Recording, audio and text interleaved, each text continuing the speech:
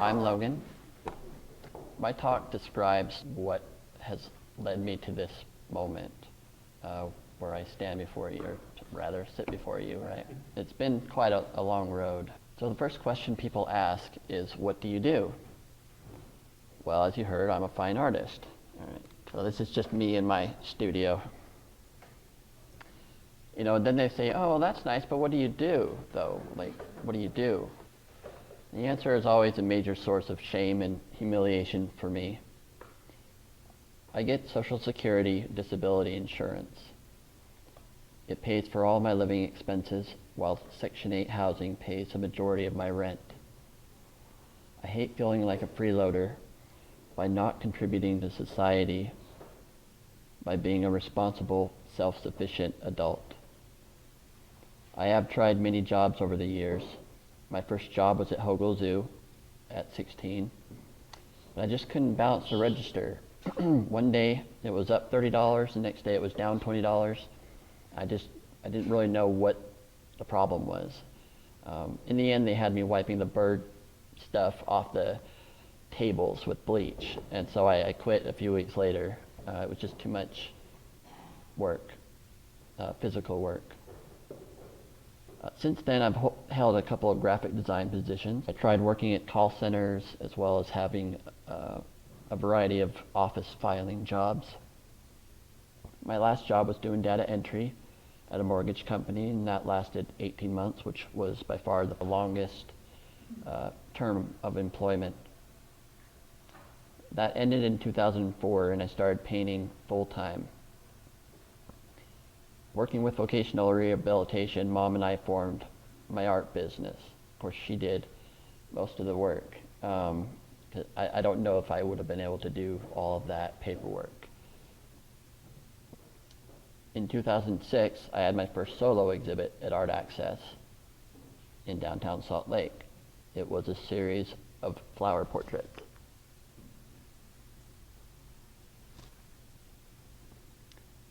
Last year I had my second exhibit called Syndrome Psychology. It's a little different than flowers.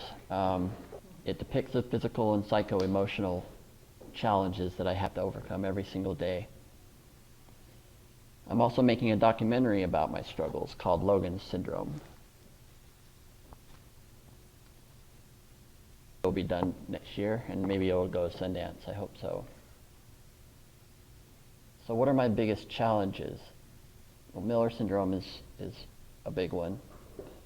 It affects every aspect of my life, every single day, both physically and psychologically. Everything I do is hard and painful, whether it be taking a shower, working on the computer, vacuuming, or washing anything like dishes, counters, or windows. I have a lot of pain, mainly in my back and neck due to having short arms and no wrist rotation. Basically, Heather and I kind of use our elbows like you use your wrist. And so I have to accommodate by hunching my back, doing most things. All of my joints have pain. Sitting, standing, or laying still is impossible. Doing this is hard. I'm in pain. Something as simple as reaching my pocket is difficult. So let's say I'm about to pay for something. I can't just slip my hand into my pocket, especially if I'm wearing jeans. If I'm wearing jeans, I usually have to use this hand and put it in, and then because my fingers, we don't have a whole lot of strength, opposing strength. So I can't open the pocket by myself or with one hand. Anyway, so I'm at the cashier, right? And I'm digging for my change, back when I used change. Everybody's waiting, and I'm kind of embarrassed, and I just hope that they don't think I'm doing something else. Anyway, now I just use a credit card. It's just easier for everything, even like 50-cent purchases. The other pervasive characteristic of Miller syndrome is the profound conductive hearing loss. Without this hearing aid, I am essentially deaf, and I cannot hear out of my right ear well enough to wear an aid on that side. Until my early 20s, I believed that I had no limitations. This helped me to survive in a social arena. I focused on watching how, quote unquote, normal people articulate themselves, and I became a social chameleon. But why was everyday life harder for me than anyone else I knew? Over and over again, I've become completely overwhelmed with trying to be a version of myself that was unsustainable. Drinking every night and smoking pot heavily, anxiety and depression took me to my rock bottom. In 2002, I sold all of my possessions and moved to Palm Springs to work at my uncle's landscaping business, doing hard labor. What the hell was I thinking? For 3 months, I was working my ass off, planting, mowing, digging, installing sprinklers and waterfalls. And though I was feeling proud of myself for working hard, I was smoking even more pot and drinking alcohol, a six-pack every day. I was kind of out of control, actually. I slept with a hooker. I frequented the strip club. I even snorted cocaine a couple times. It was a mess. But this is also where I rediscovered my art talent and painted this picture. So this is one of the few things that I actually own, which is a big canvas. It was about 24 by 36. And I had some primary colors, and I just started painting. And I didn't realize that I could actually paint anything real. In high school, I really liked the non-objective art, so lines and composition and color, as well as symbolism was more of what I liked, but now I could do without it. Life in Palm Springs ended when my car was stolen. The insurance claim paid my way back home to Salt Lake, but I continued to flounder for months. I moved into an apartment with Heather and was drinking 12 beers a night because I didn't have pot anymore.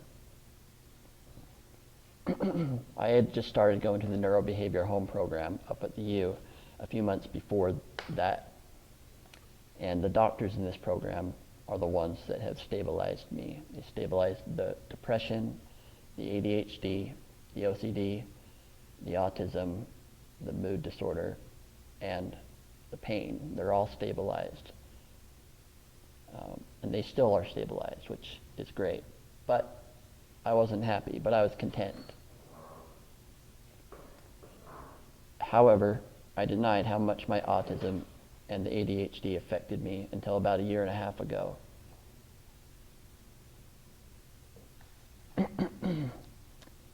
Up until this revelation, I was blaming myself still for my inability to keep a job or sustain friendships.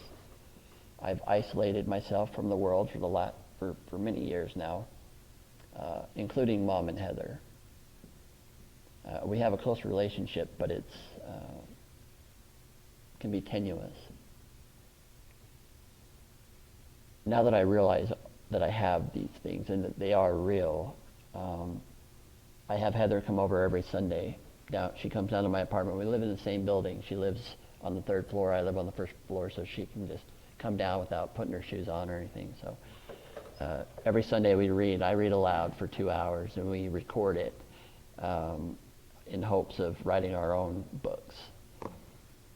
I should be using a nebulizer every day like Heather, but it takes an inordinate amount of work for me to sterilize it. Plus, in all honesty, coughing heavily every day just to extend my life in this body is not in the best interest of my soul. I know it sounds morbid, but this experience is mine. So what makes me happy? I have a list. It's a short list. Painting, obviously, anything art related, photography, sculpting. I love to play pool. I love golf, but we haven't played for a while. Probably the pain, it just made it not fun anymore. My favorite thing is connecting one-on-one with people and sort of commiserating.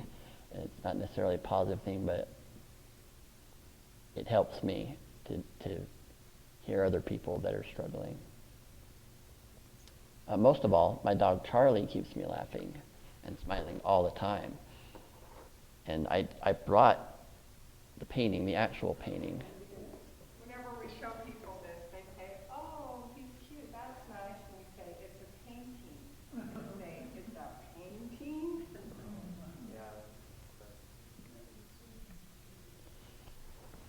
Yeah, I think it's a rule that if you're an artist and you have a pet, you must immortalize them. It's a rule. An actual photo. It's my little guy. My grandchild. You know, Mom has always infused her parenting with self-help knowledge that she's learned along the way. I believe Heather and I have soaked it all in, and that we're experts in the human experience. Thank you.